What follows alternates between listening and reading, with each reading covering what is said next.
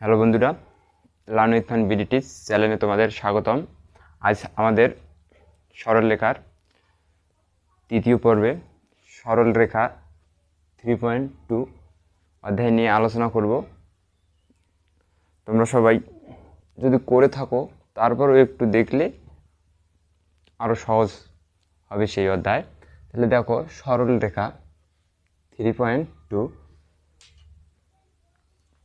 তাহলে 3.2 যদি সরলরেখা আমরা করতে যাই তাহলে আমাদের লাগবে কি, একটা লাগবে অন্তঃবিভক্তকারী বিন্দুর, আর একটা লাগবে বহি অন্তঃবিভক্তকারী মধ্যবিন্দু স্থানাঙ্ক। তাহলে এই সংযোগ সরলরেখার দুইটা বিন্দুর মধ্যবর্তী দূরত্ব, এই যে সমীকরণগুলো, এই সমীকরণগুলো কিন্তু আমাদের লাগবে। ভর কেন্দ্র আমাদের লাগবে। তা দেখো বন্ধুরা, আমি এখন সূত্রগুলো নিয়ে আলোচনা করতেছি। তাহলে সূত্রগুলা, এক নম্বরে সূত্র যদি আমাদের আসে তাহলে সূত্রে আমাদের আসতেছে কি আসতেছে, তাহলে এক নম্বর আসতেছে অন্তঃবিভক্তকারী। তাহলে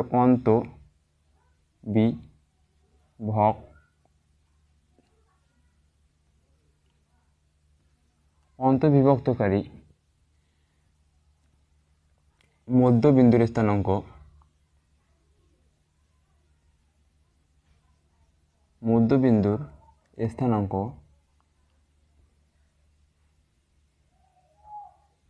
তাহলে মধ্যবিন্দুর স্থানাঙ্ক আসবে কি, আসবে একটা আসবে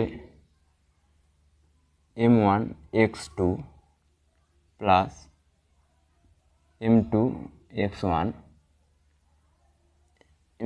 x1 by m1 plus m2, আবার আসবে m1 y2 plus m2 y1 by আসবে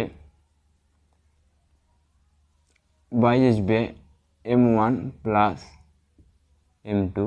অর্থাৎ এটা হচ্ছে আমাদের অন্তঃবিভক্তকারী সরলরেখার সমীকরণ। তো অন্ত মানে কি, যদি কোনো একটি সরলরেখার মধ্যে যেটা অনুপাত থাকবে, যদি যেমন ধরো, যেমন পি কিউ একটি সরলরেখা 3.2 অনুপাতে যদি অন্তঃবিভক্ত করে তবে এর স্থানাঙ্ক কত হবে।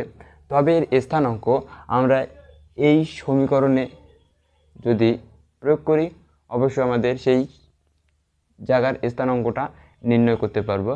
ধরো কোনো একটি সরলরেখার আবার বলছে যে পি কিউ একটি সরলরেখা 3.2 অনুপাতে যদি বহির্বিভক্ত করে তার স্থানাঙ্ক কি হবে। তাহলে তার স্থানাঙ্ক দেখো, এখানে তার স্থানাঙ্ক, তাহলে বহির্বিভক্তকারী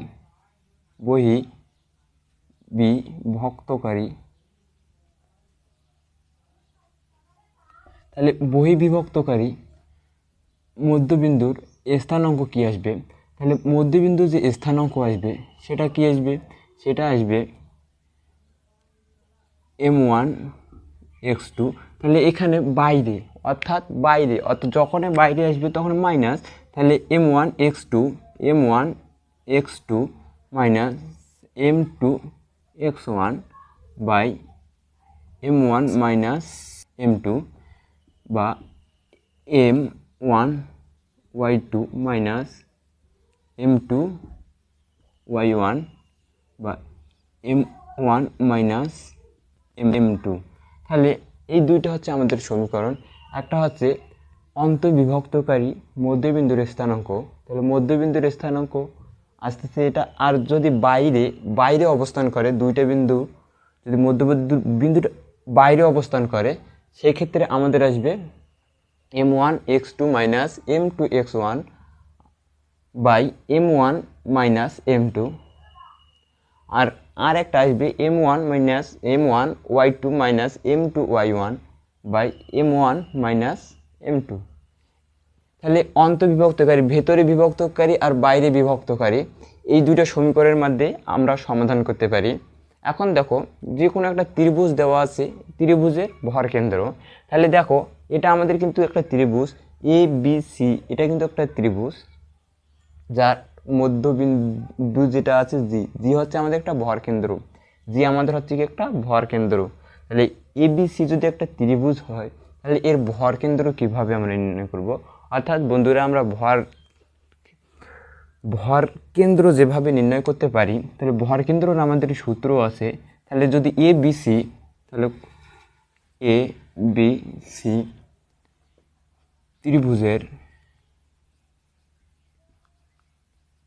ত্রিভুজের ভর কেন্দ্র হবে, ভর কেন্দ্র যদি ভর কেন্দ্র আসে তাহলে ভর কেন্দ্র কি হবে?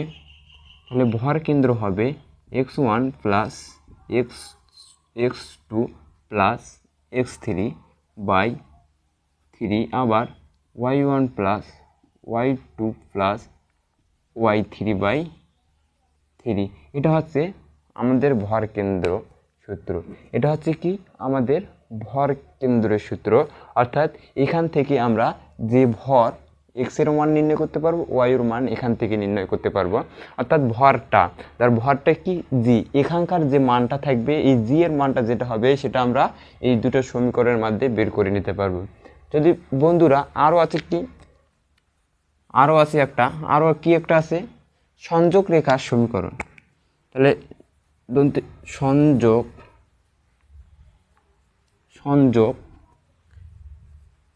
সরল রেখার সমীকরণ।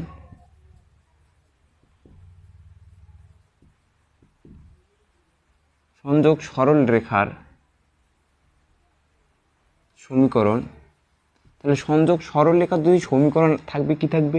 তাহলে এটা থাকবে x1 plus x2 by 2, y1 plus y2 by 2। এটা হচ্ছে আমাদের কি সংযোগ সরল রেখার সমীকরণ বা সংযোগ সরল রেখার সমীকরণ। হ্যাঁ বন্ধুরা দেখো, এখানে আমি বোর্ডে কয়টা লিখছি? 4টা সমীকরণ লিখছি। এই 4টা সমীকরণের মধ্যে আমরা 3.2 সরল রেখা অধ্যায়টা সমাধান করতে পারবো। তো সমাধান করতে পারবো। অতএব আমরা এখন এগুলোর কি দেখব, একটা করে অঙ্কে দেখি। ধরো এখানে বলছে যে পি একটা বিন্দু, তাহলে পি একটা বিন্দু যদি হয়, তোমার যে পি একটা বিন্দু, ধরো পি বিন্দুটা তোমার আছে কত? 1 মাইনাস 1। এটা একটা বিন্দু যদি 1 মাইনাস 1 থাকে, তাহলে 1 মাইনাস 1 ও কিউ একটা বিন্দু, তাহলে কিউ বিন্দুটা আছে 2 3 সরল রেখার। তাহলে পি ইকুয়াল, পি যদি এত হয়, ও যদি এত হয়,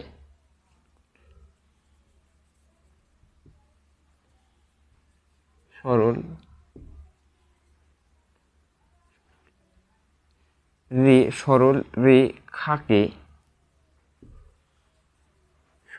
রেখাকে 3:2 অন্তবিভক্ত করে।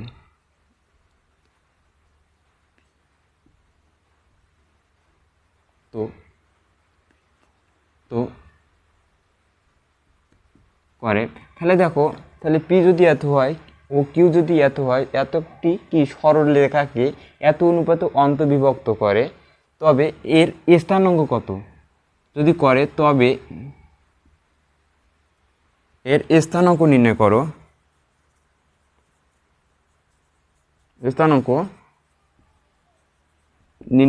তাহলে যদি নির্ণয় করতে পারলে এভাবে, তাহলে দেখো এই যে এত অনুপাত, তাহলে অন্তবিভক্ত, তার মানে কি বাইরে।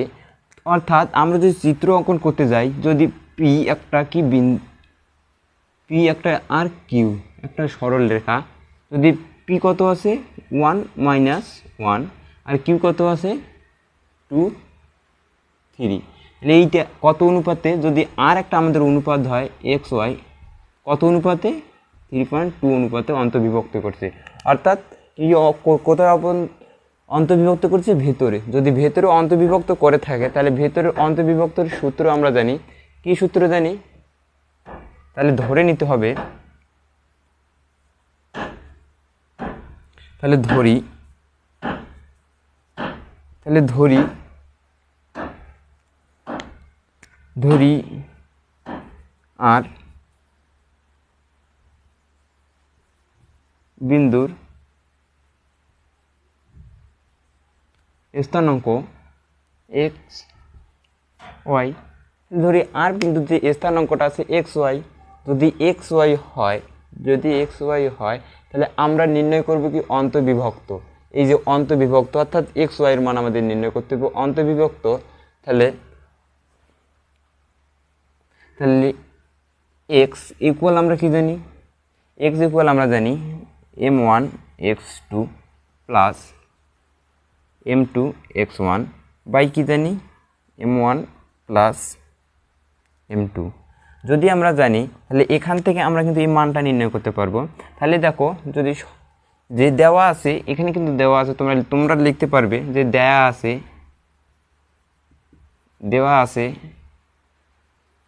দেওয়া আছে p ইকুয়াল 1 মাইনাস 1 ও q ইকুয়াল আছে 2 3, এটা কিন্তু তোমরা লিখতে পারো।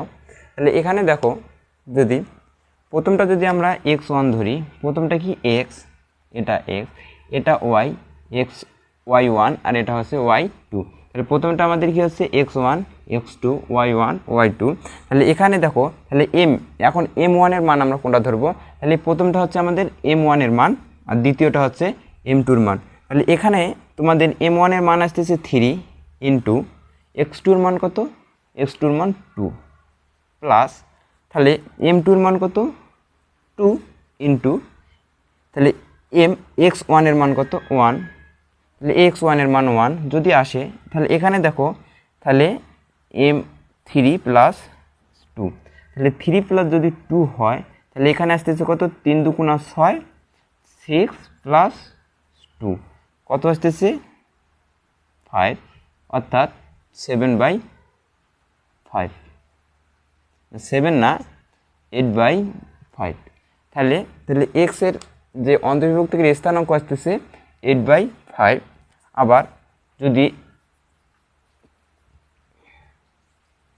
আবার y ইকুয়াল আমরা কি জানি, তাহলে আছে m1 y2 plus m1 m2 y1 by কত m1 প্লাস m2। তাহলে এখানে তো আমরা মান জানি m1 এর মান কত, m1 এর মান আছে 3 ইন্টু y2 এর মান কত, যে y2 এর মান 3 প্লাস আবার m2 এর মান কত 2 ইন্টু আবার y1 এর মান কত -1। তাহলে আমরা যে নিচে জানি 3 প্লাস 2। তাহলে এখন আমরা যে জানবো কত 3 3 9 মাইনাস 2, তাহলে আসতেছে কত 5 ইকুয়াল কত আসে 9 থেকে 2 বাদ দিলে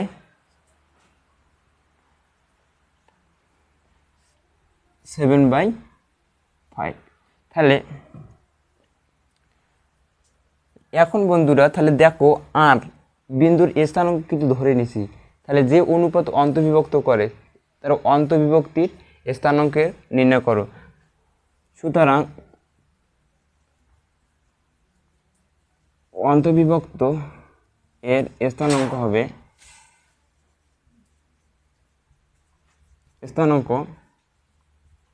8/5 7/5। তাহলে যে অন্তর্বিভক্তকারী এর স্থানাঙ্ক নির্ণয়, তাহলে এর স্থানাঙ্ক কত নির্ণয় হলো 8/5, 7/5। এভাবে যদি বলা থাকে যে এখানে ধরো অন্তর্বিভক্তি বলা নাই, তাহলে এখানে বলছে যে বহির্বিভক্ত, তাহলে বহির্বিভক্তকারী, তাহলে বহির্বিভক্তকারী যখনই বলবে তখনই আমরা কোন সূত্র প্রয়োগ করব, তাহলে এই সূত্র প্রয়োগ করতে পারি। তাহলে এই সূত্র যদি প্রয়োগ করি তাহলে এই সূত্র প্রয়োগ করলে আমাদের স্থানাঙ্কের মান নির্ণয় চলে আসবে। আবার যদি কোনো অঙ্কে বলা থাকে যে ABC ত্রিভুজে এ ইকুয়াল এত বি ইকুয়াল এত এর ভরকেন্দ্র, অর্থাৎ ভরকেন্দ্র যদি x2 x1 এর মান দেওয়া থাকে, অর্থাৎ x3 এর মান যদি দেওয়া না থাকে সেখান থেকে আমরা বের করে নিতে পারবো। আবার যদি বলে কোনো একটি সরলরেখা সংযোগ সরলরেখার এত এত দেওয়া আছে, এর স্থানাঙ্ক নির্ণয় করো, তখন আমরা এই সূত্র দিয়ে প্রয়োগ করতে পারবো। হ্যালো বন্ধুরা, আশা করি আমার ভিডিওটা তোমাদের ভালো লাগবে। অবশ্যই যদি ভালো লেগে থাকে তাহলে আমাদের এই চ্যানেলটিকে লাইক করেন, কমেন্ট করবেন।